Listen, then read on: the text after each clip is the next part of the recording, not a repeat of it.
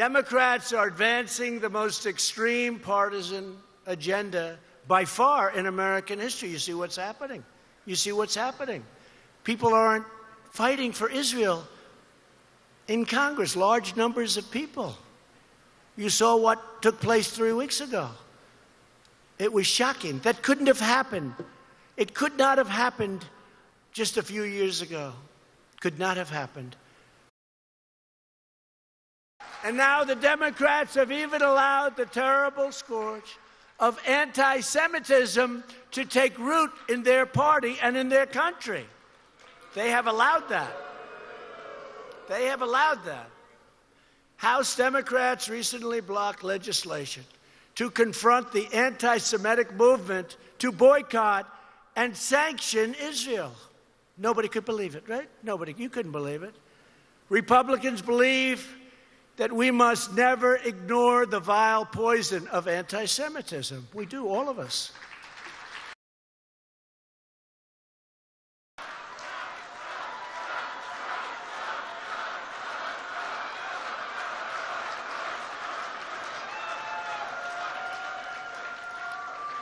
Shabbat Shalom. Thank you. Thank you.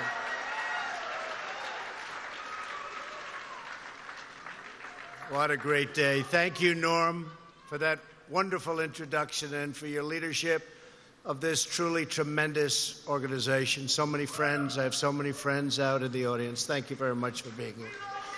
Thank you. Thank you.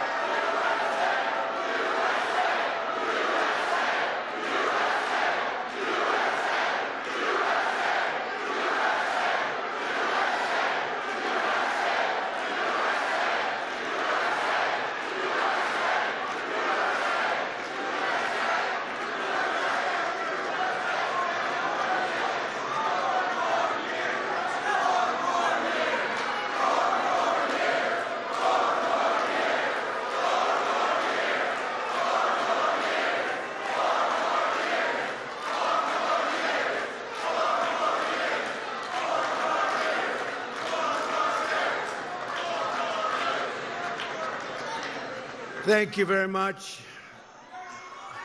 He's going back home to mommy. And he will be reprimanded. He will be reprimanded. She gets it.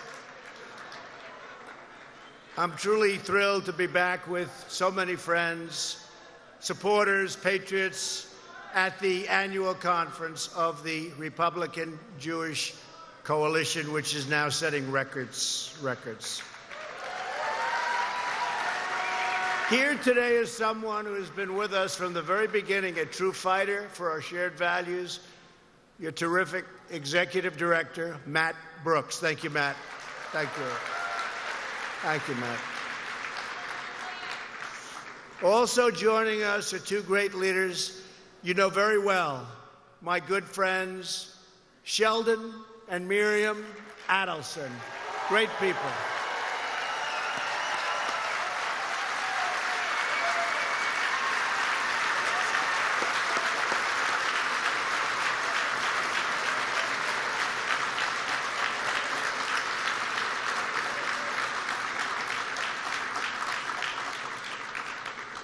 They like you both, Sheldon. It's pretty good. Last year it was my honor to award Miriam the Presidential Medal of Freedom. That's a big deal.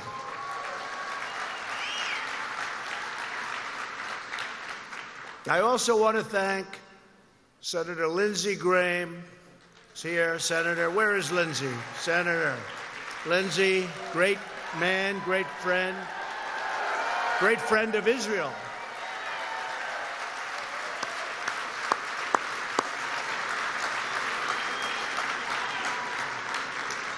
Thank you, Lindsey.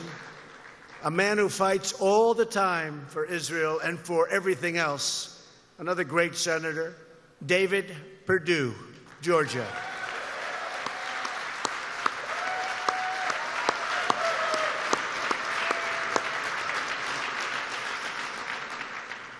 Senator Kevin Cramer. Where's Kevin? Kevin. Thank you, Kevin. He fought a battle you wouldn't believe it. He beat somebody by 11 points that was unbeatable. That's pretty good, Kevin. I said, you can do it. That was my only thing. I said, you can do it. He won by a lot. And he's a great gentleman, and he's a big fan and supporter of Israel, as well as a really terrific leader. He's our leader, Kevin McCarthy.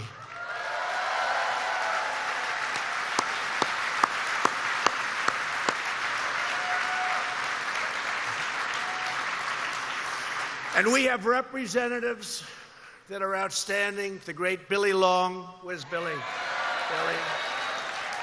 Billy Long. Denver Riggleman. Denver. Thank you. Thank you, Denver. Michael Waltz.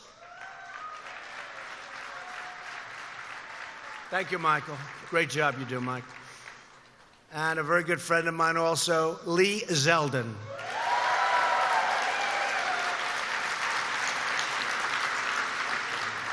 And a special thanks to Representative Omar of Minnesota. Oh,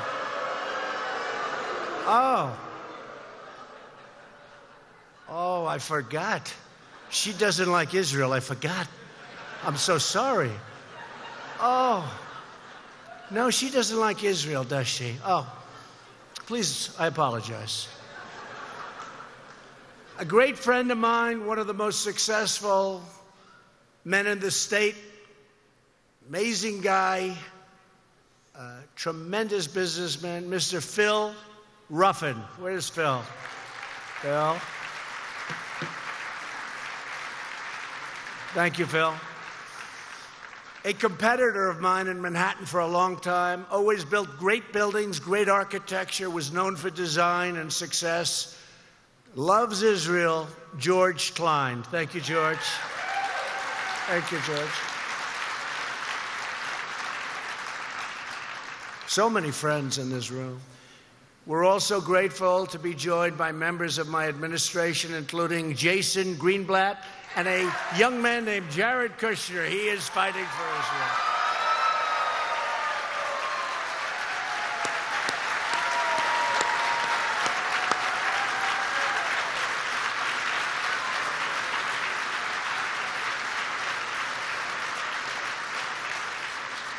Thank you very much. Great job.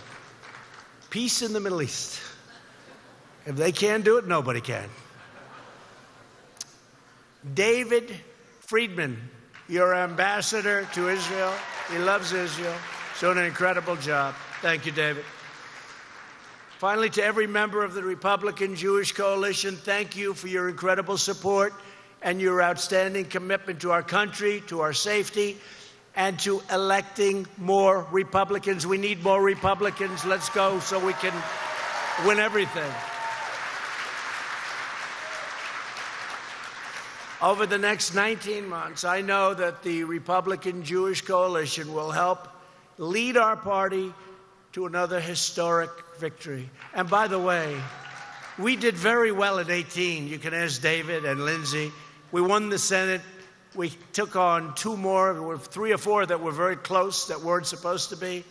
All of a sudden, that didn't happen, and we're going to talk about that, I think, when we get back to Washington. But I'll tell you what, we picked up 2 Senate seats, and now it's 53 to 47, and we have 53 great senators. And when it comes to appointments, when it comes to the United States Supreme Court, when it comes to approving all of the judges, way over 100 judges, federal judges, you need the Senate. We did well. They don't like to talk about that. They don't like, and I don't have enough time. So many people in the House. But the people I went for, like in Kentucky, Matt Barr, he won. He was down, he won. We won so much. We won in Georgia, great governor, Brian Kemp. They had President Obama. They had Oprah. They had Michelle Obama. They were going for their new star in the party. And I was going for Brian. All he had was Trump. You know who won? Brian won. Brian won. And the governor of a great state known as Ohio. You have a great governor. He was not expected to win. He campaigned brilliantly. We did some incredible rallies. He won by almost 7 points. He won easily. So Mike is great. And the governor of Florida. Governor of Florida. That was supposed to be a close race, and it was a tough race, but we won that one. And Oklahoma and many other places. We did so well. We get no credit. Fake news. We get no credit. We get no credit. Let's just keep winning. I'd rather have it that way than get too much credit and not win. That happens too to some people. Doesn't happen to me. When I spoke to you as a candidate 3 years ago, America's economy was stagnant, our military was depleted, and the relationship between the United States and Israel was at probably the lowest point in history.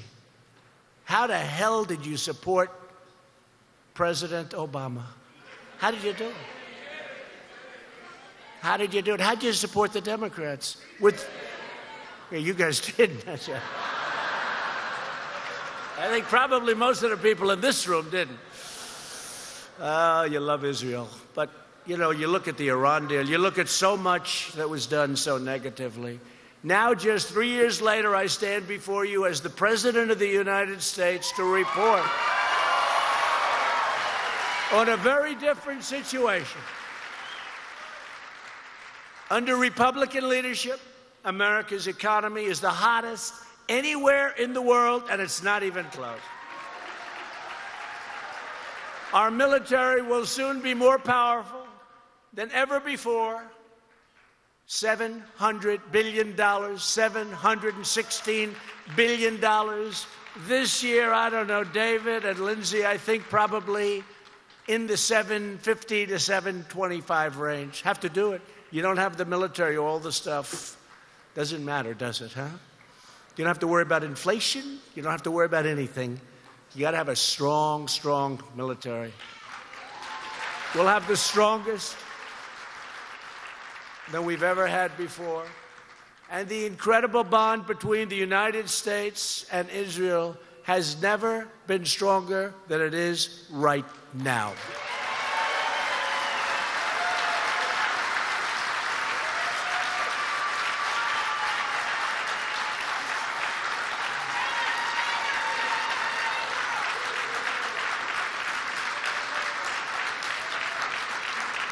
America is thriving, America is booming, and America is winning, winning, winning like never before. We're respected again.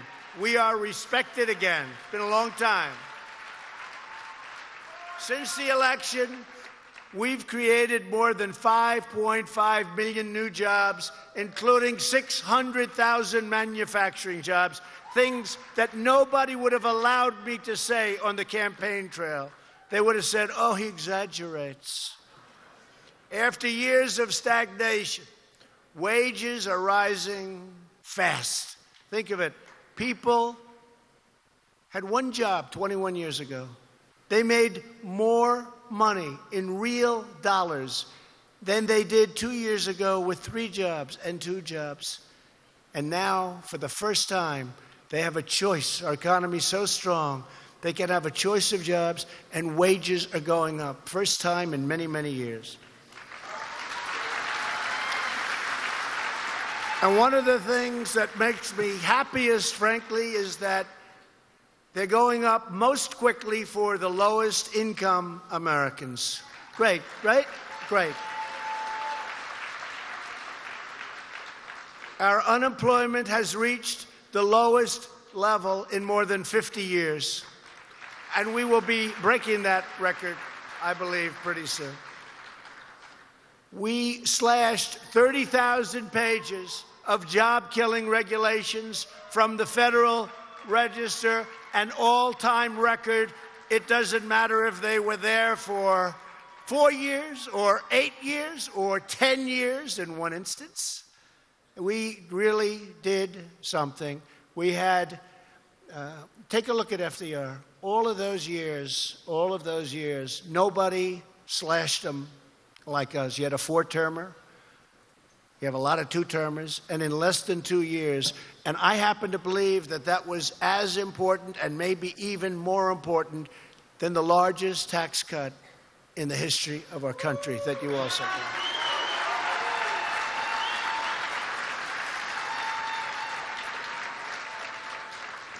We're fixing broken trade deals. We're working on a trade deal now with China. We're doing very well, very well. Because of tariffs, we're making a deal that's very good. You'll be happy.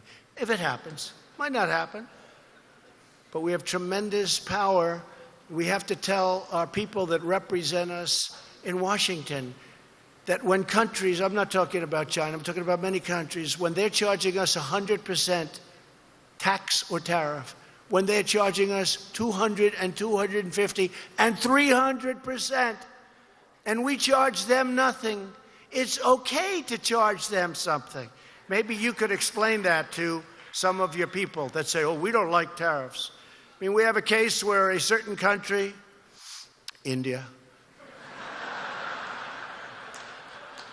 is charging us, what a great country, a great friend, Prime Minister Modi, charging us over 100% for many things. We're charging them nothing for similar or the same product. And I have senators that say, you can't do that. It's not free trade. Where do they come from? Where do they come from? It's not free trade. I don't know. Where's David? You got to work on these people, David. Where's Lindsay? Will you please work on them? It's the craziest thing. It's stupid trade. We have so much stupid trade.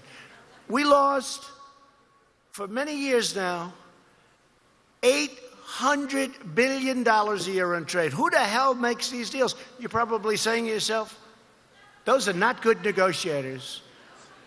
Actually, Democrats made a lot of them, but Republicans made a lot of them too. That's the amazing thing. They made a lot. 800 billion, but we're getting it back. We're getting it back. We're going to be getting a lot of it back.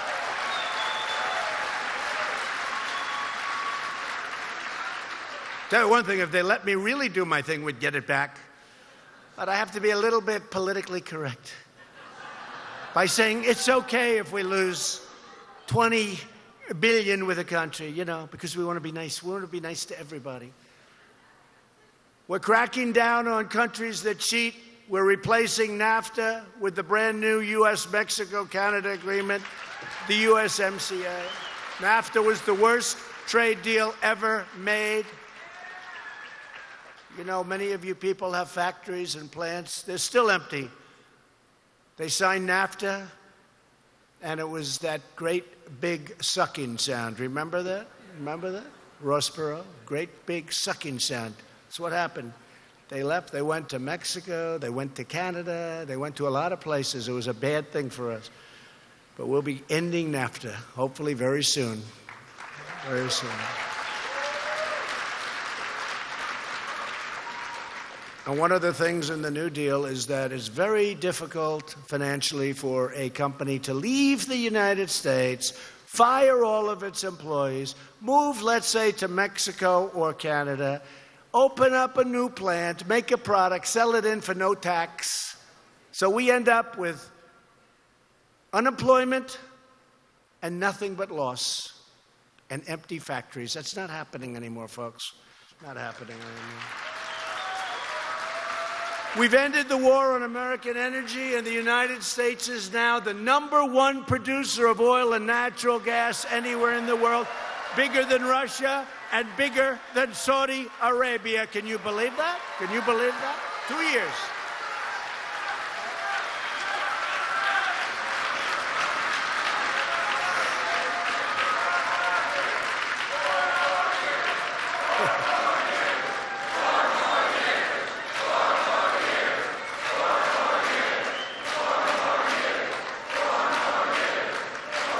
Thank you very much. And we're working now on getting pipelines approved in Texas that would normally take 10, 12, 14, 15 years to get approved. And we're trying to get them approved very rapidly. And if we do that, we're going to pick up another 20 to 25%. We'll be leading by so much. We already are leading by a lot. It's all happened over a very short period of time. And we've confirmed more than 100 new federal judges to interpret the Constitution as written. And as Norm said, and I appreciate that, so important, Norm, we have confirmed two incredible Supreme Court justices, Neil Gorsuch and Brett Kavanaugh.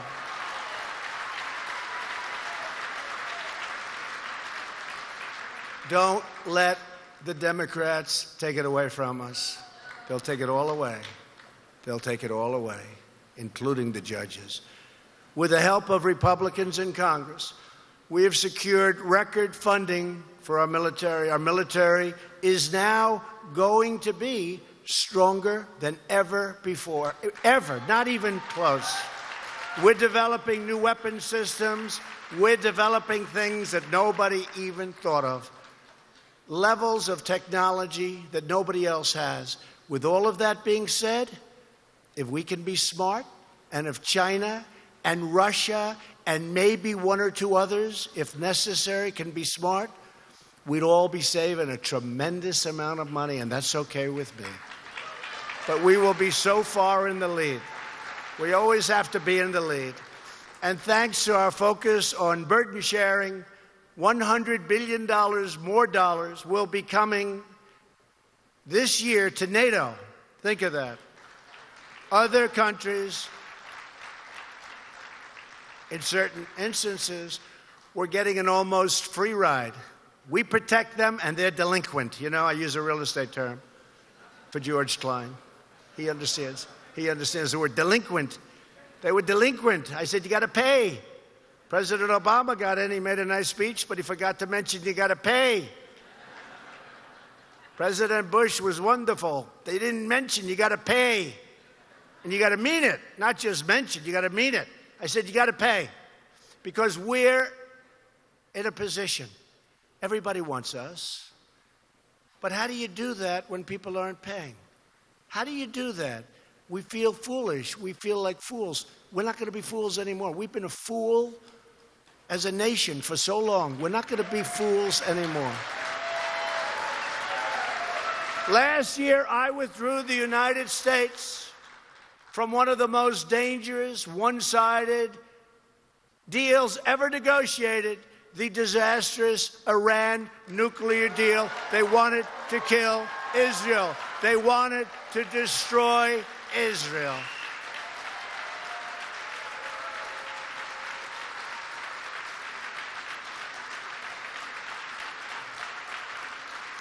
And maybe you could explain to the young man that just got taken out what it means when a country shouts as they're signing the deal, death to Israel. Maybe you could explain that to him.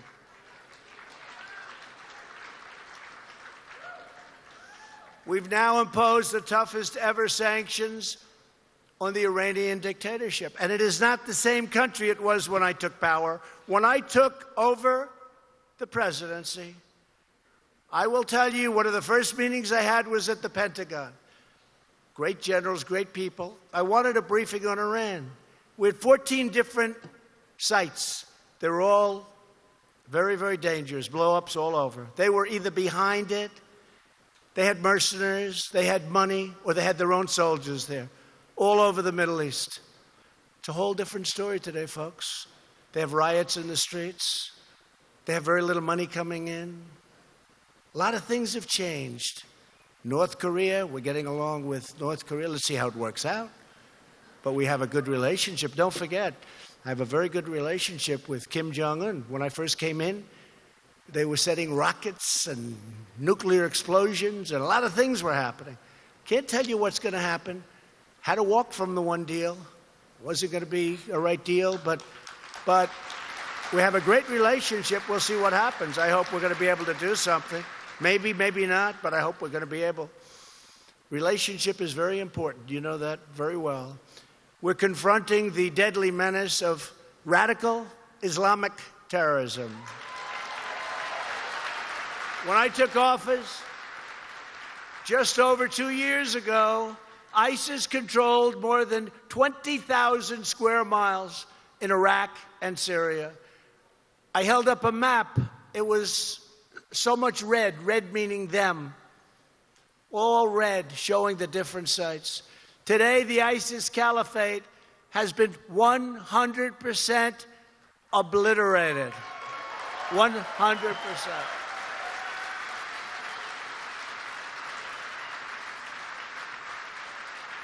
And my previous general said that it was going to take, sir, it will take 2 years. I flew to Iraq.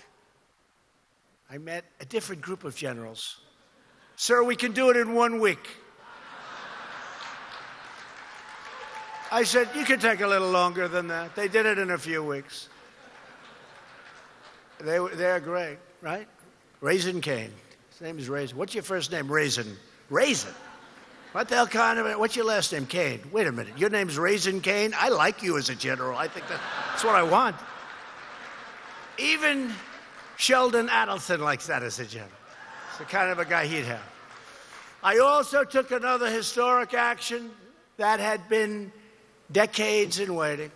The United States recognized the true capital of Israel and opened the American embassy in Jerusalem.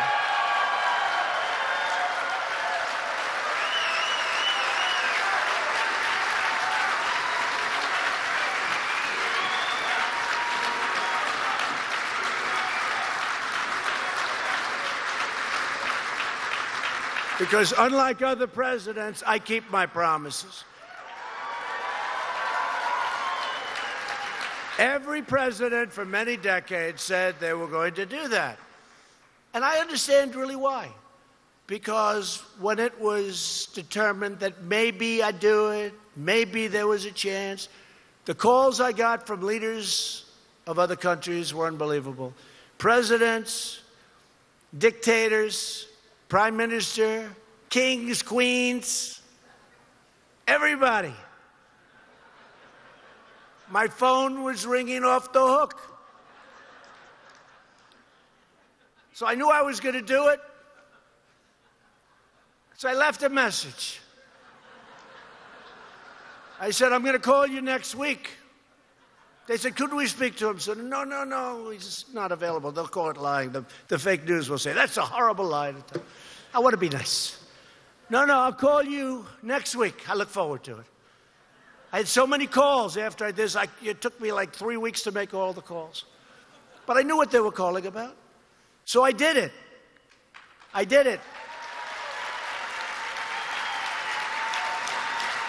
Then I started calling people back. King, how are you? How have you been? I called you last week. I said, what's up?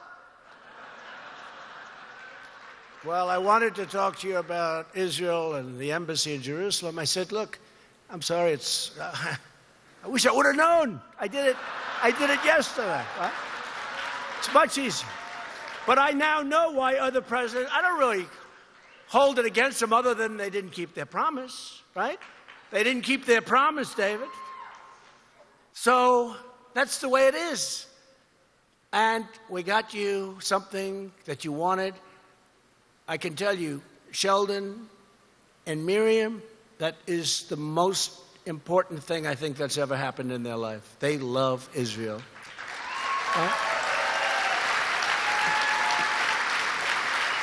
So, but I can now understand, because I always said, why wouldn't they do it? Why? Why are they doing it? Why wouldn't they just do it? They campaigned, we will this and that, Israel. Then you folks go out and vote for them, and then they don't do it, right? 4 years, 8 years, didn't matter. They won't do it. But you know what? They did it. We did a great job, and we feel great about it.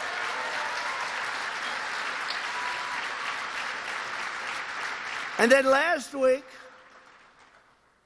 Israel's security, really so important. It's all about security. When you get right down, it's about security. It's always number one for me. I got to talk. We could talk healthcare. We could talk 100 different things. Without security, what does it matter? I stood with Prime Minister Netanyahu, Benjamin Netanyahu. How is the race going, by the way? How is it? Who's going to win the race? Tell me. I don't know. Well, it's going to be close. I think it's going to be close. Two good people. But I stood with your Prime Minister at the White House to recognize Israeli sovereignty over the Golan Heights. The Golan Heights is something I've been hearing about for a long time.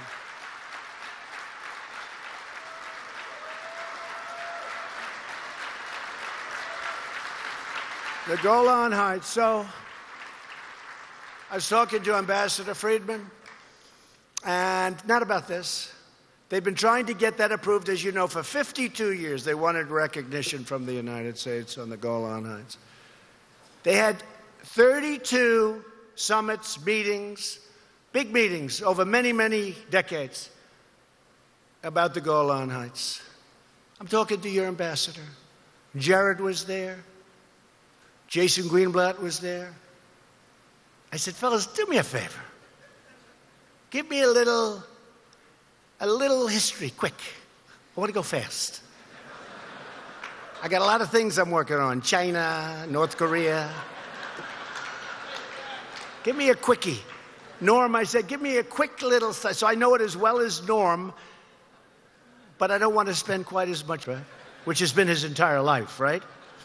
So they had 32 different summits. He starts going, well, we need that. It's the high point. We need it for protection. We need it for... I said, all right, good.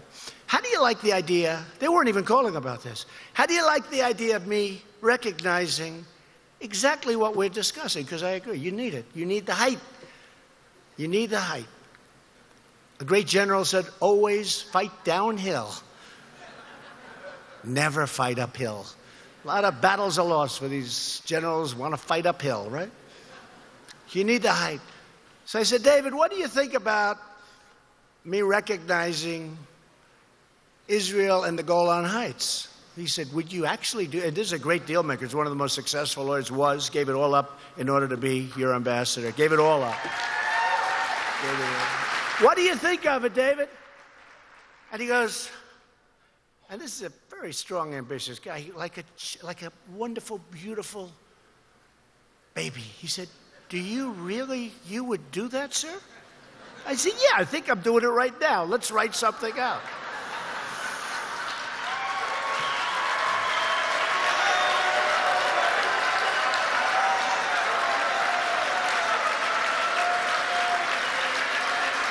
We make fast decisions. And we make good decisions. Look, I've made a lot of good decisions. Make good decisions. And we got something beautiful, talking about security, talking about the greatness of Israel. And I went, bing. It was done. Then I watched, well, look at all those cameras. Then I watched the fake news, and they said, we have breaking news. President Trump has just committed to the Golan Heights. And it was a big, big story for 2 days. Everyone's happy. No repercussions. No, and there won't be. And we're there to protect Israel, so there won't be. We did the right thing. We did the right thing. And I want to congratulate Jared and Jason Greenblatt and David Friedman and all of the people they work with. And a big thing for me, and some of you won't like this maybe, but I would love to see peace in the Middle East. I would love to see peace in the Middle East. And if those three can't do it, you'll never have it done. It's never, with me as president, with them doing the deal, you'll never have it done. So let's see if we can do it. Who knows? Under my administration, the United States will always support Israel's right to self-defense.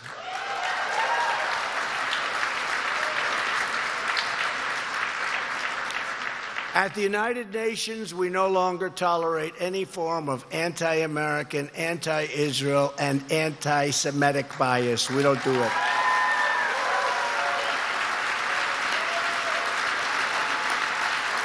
For example, the United Nations Human Rights Council has repeatedly denigrated America and Israel while, and you know this, you've heard this, while ignoring the world's worst human rights abusers.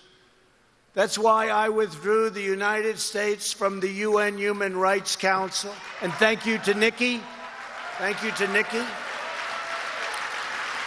Terrific job, Nikki Haley. With your help, we are making incredible strides on behalf of the American people, and we are just getting started.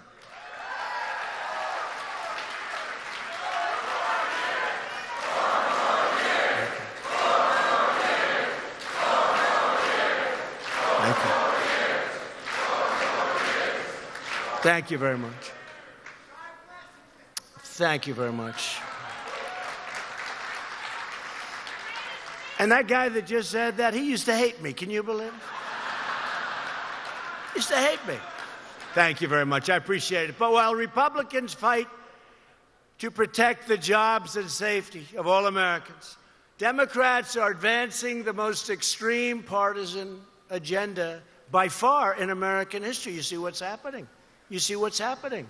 People aren't fighting for Israel in Congress, large numbers of people.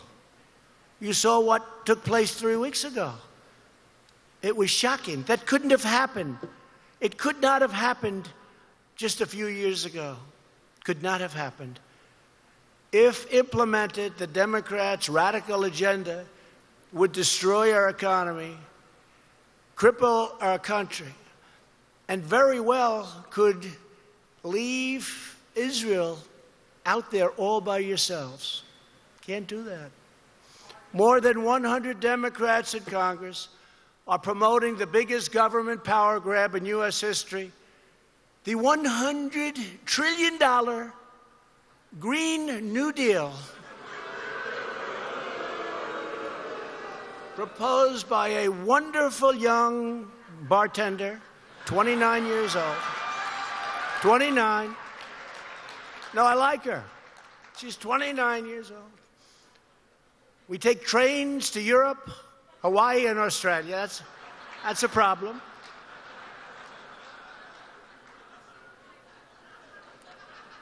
The farming business is in big trouble, right? The auto business, you get one car. Somehow Detroit, etc. You know, I'm bringing so many car companies in. I don't think they're going to be thrilled to hear that.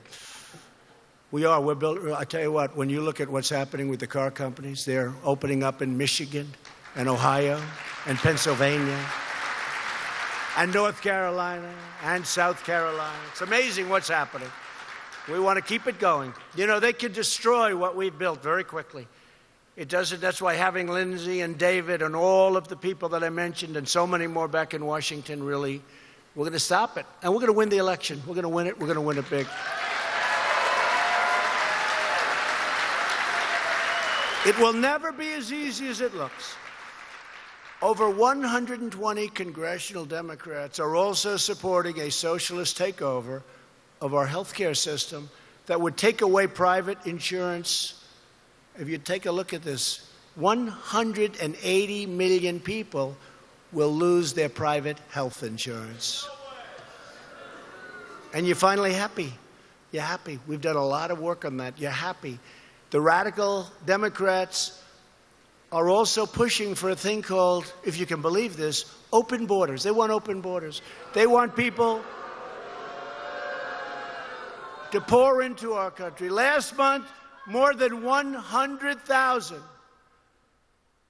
illegal migrants were apprehended at our border. Apprehended. Think of this. Hundreds of thousands of people. And we're on pace to apprehend more than 1 million illegal migrants this year. 1 million. They're coming up because of the economy. They're coming up because our laws are so bad from the Democrats. Catch and release. You catch them, and you release them. Oh, that's wonderful. If they put 1 foot on our territory, if they start climbing a fence and they're on the Mexico side, Welcome to the United States. Think of it. It's the craziest thing. They have a visa lottery, Democrats. A visa lottery, a lottery. Countries, a lottery. You pick out a name. Do you think they're putting their finest? Do you think they're putting their great people there? No. And then people come in and you see what happens with the crime and murders. 4,000 murders last year. 4,000. How stupid can we be to put up with this? How stupid can we be?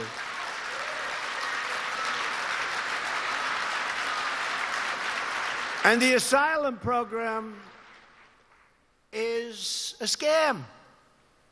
Some of the roughest people you've ever seen. People that look like they should be fighting for the UFC. They read a little page given by lawyers that are all over the place. You know, lawyers. They tell them what to say. You look at this guy, you say, wow, that's a tough cookie. I am very fearful for my life. I am very worried that I will be accosted. If I'm sent back home, no, he'll do the accosting. Asylum, oh, give him asylum, he's afraid. He's afraid. We don't love the fact that he's got tattoos on his face. That's not a good sign. We don't love the fact that he's carrying the flag of Honduras or Guatemala or El Salvador, only to say he's petrified to be in his country. To confront this border crisis, I declared a national emergency.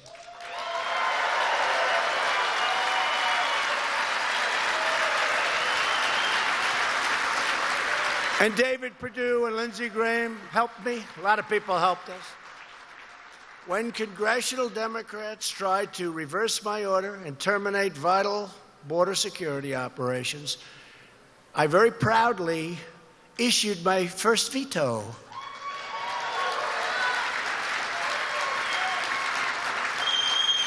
And they were not able to turn over the veto, so now we have. In fact, we have billions of dollars. We've started building walls actually a while ago from the first $1.6 billion and renovation of a lot of walls. We could do that a lot cheaper. We had walls that were potentially very good, but they were in very bad shape. They were old. We renovated them.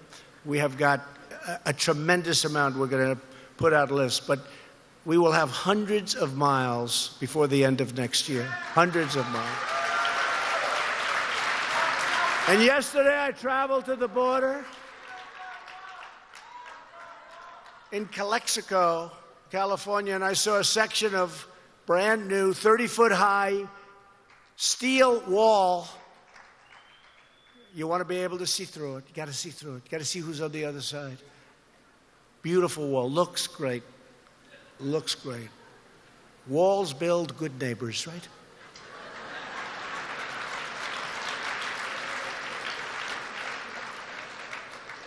No, we have to take care of ourselves. And I have to say, I said I was going to close the border. It's gotten so bad. I said, we're closing the border. And as soon as I said that, and I really thanked the president of Mexico, because they stepped up. And now they are apprehending people on their southern border, coming in from Honduras, El Salvador, and various other places. Guatemala, and I stopped paying almost $600 million to those three countries. Now, I got a lot of heat. The Democrats say, how dare you do that? That money is used for all these good, but no, it's not. It's largely stolen. I send $600 million, we do, $600 million to three countries, and they form caravans. Now, if the government wanted to, I have a feeling they'd be able to stop caravans from forming in those three countries. I have a feeling. They're pretty tough. They're pretty tough down there. But they didn't, so I stopped the payment. Do you mind? Are you okay with it? Because I've taken a lot of heat from the stupid people that say, oh, gee, we should keep.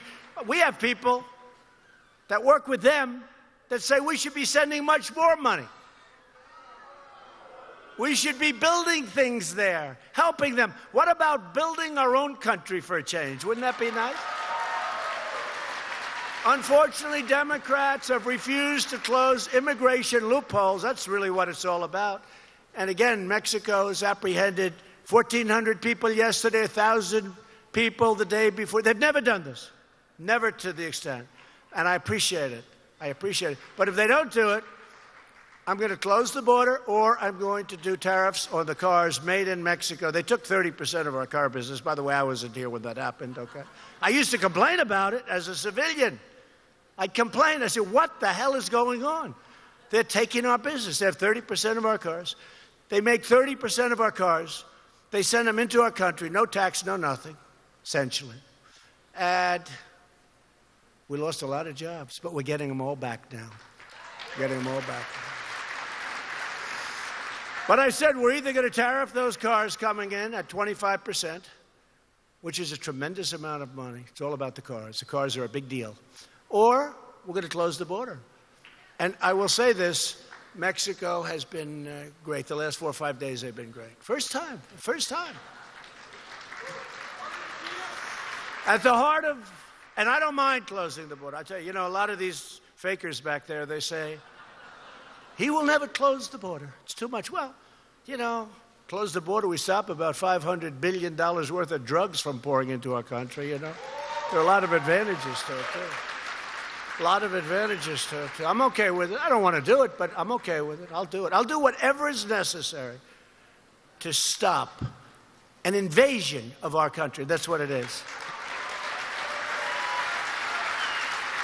At the heart of the crisis are the Ninth Circuit rulings in the Flores case and the Trafficking Victims Protection Reauthorization Act, driving a staggering surge of illegal families and minors into the hands of our incredible Border Patrol people. They've done an incredible job. What they do is incredible. I was with them yesterday.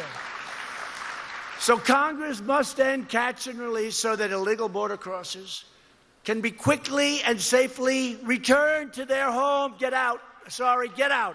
Sorry, can't handle it. And I told my people yesterday, our country's full. We're full. Our system's full. Our country is full. Can't come in. Our country is full. What can you do? We can't handle it anymore. Our country is full. Can't come in. I'm sorry. It's very simple. Never before has a major political party been more outside the American mainstream than the Democrats of today. They have become the party of high taxes, open borders, late-term abortion, crime, witch hunts, and delusions. And now the Democrats have even allowed the terrible scourge of anti-Semitism to take root in their party and in their country. They have allowed that. They have allowed that. House Democrats recently blocked legislation to confront the anti-Semitic movement to boycott and sanction Israel. Nobody could believe it, right? Nobody. You couldn't believe it. Republicans believe that we must never ignore the vile poison of anti-Semitism. We do, all of us. Earlier this year, I appointed a new special envoy to monitor and combat anti-Semitism. We are grateful that he has joined us today, Elan Carr. Where's Elan? Thank you. Great job, Elan. If Elan's as good as I hear, he's going to do a great job. Thank you. Thank you very much. Congratulations. At my State of the Union address, I was honored to have as our guest a Pittsburgh SWAT officer, brave guy. I was with him in the hospital, who raced into gunfire during the horrific anti-Semitic attack on the Tree of Life synagogue. He was shot 7 times, badly injured. He endured 12 surgeries, and he's going to have to endure quite a few more. We are proud to have him here with us right now. If he wasn't there, as bad as it was, as horrible as it was, it would have been much worse. He is a brave man. Timothy Matson. Please stand, Timothy. Timothy.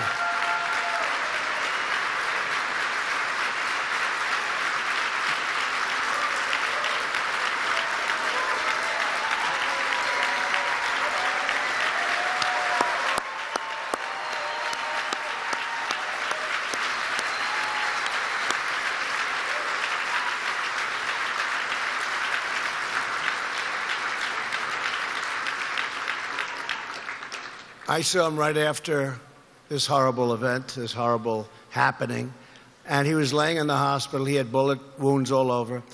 He's a massive guy.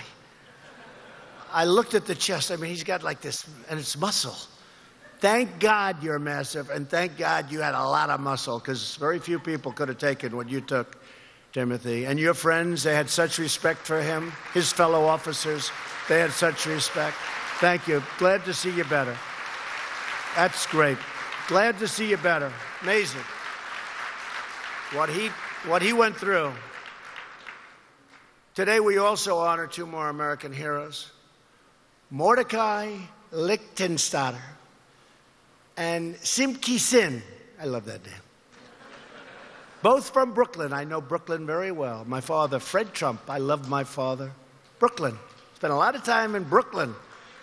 You learn a lot in Brooklyn. You get through Brooklyn, you got to be smart. 2 years ago, Mordecai and Simki traveled to Jerusalem, where they prayed at the Western Wall.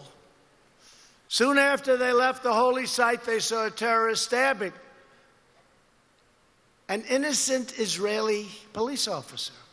Racing to the scene, Mordecai pulled the attacker off the soldier and was about to be stabbed himself. It was happening when the badly wounded officer summoned the little strength that he had left and shot and killed this very violent terrorist.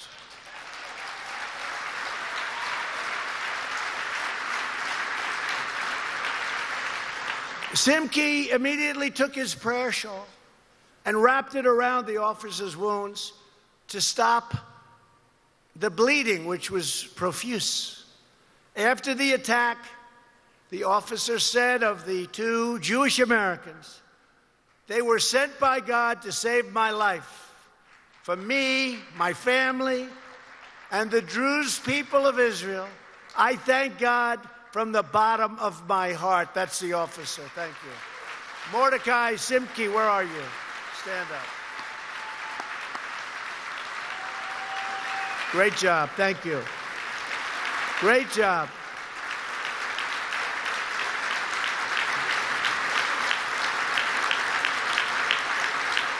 Great job. Thank you very much. Recently, Mordecai and Simki became the first non-Israeli citizens to receive the country's civil exemplary decoration. That's a big deal. To Mordecai and Simki, you are an inspiration to all of us, to everyone in this room, to everyone in our country. Thank you very much. The three American heroes we recognize today are a powerful reminder of the timeless values that bind us together as one nation and that forge our deep and lasting friendship with the people of Israel. We honor our history. We treasure our traditions. We cherish life. We love our families. We defend our sovereignty. We fight for our freedom. And we place our trust in the hands of Almighty God.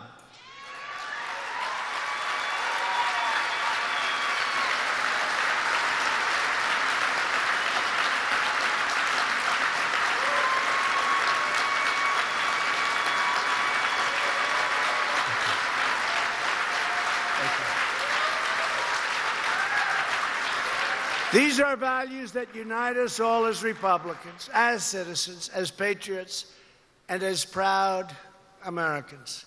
Every day of my presidency, we fight on behalf of hardworking citizens who pay their taxes, follow our laws, raise their children, protect our communities, and make this the greatest nation ever to exist on the face of earth. This government is their government, and this land is home.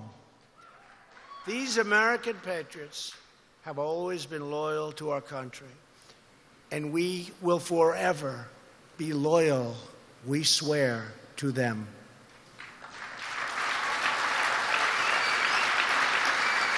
The choice for our country's future has never been clearer than it is today. The Republican Party is the party for all Americans. It will be the party for great health care. You watch. We are the party of the American worker. We are the party of the American family. And we are the party of the American dream.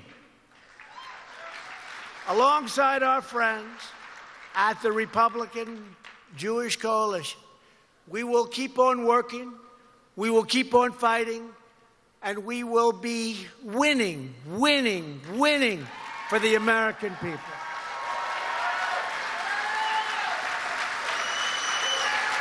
With your help on November 3rd, 2020, can you believe it's right around the corner? Think of it, right around the corner.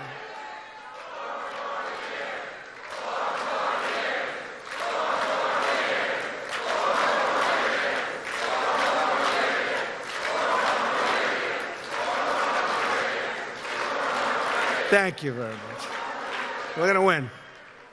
By the way, one of the people, and then that was confirmed by somebody else today on the other side, Democrats, were saying that they would reinstate the Iran nuclear deal. Well, this is what you have.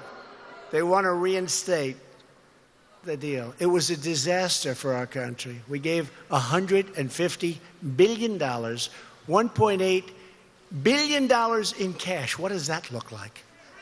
Airplanes loaded up with cash. How stupid was that deal? They want to reinstate it. Republicans are going to win the White House. We're going to retake the House. We're going to keep the Senate. And we are once again going to be in a position, in my opinion, like never, ever before, stronger than we've ever been before. There is more spirit for the Republican Party right now than I've ever seen. They keep talking about the spirit of the Democrat Party. There's more spirit for Republicans. In my opinion, by far, we may express it somewhat differently, and that's okay. More spirit than I have ever seen. And I've now been doing this for a little while. Not too long. I'm 1 for 1. That's it. 1 for 1. I want to be 2 for 2 and then relax.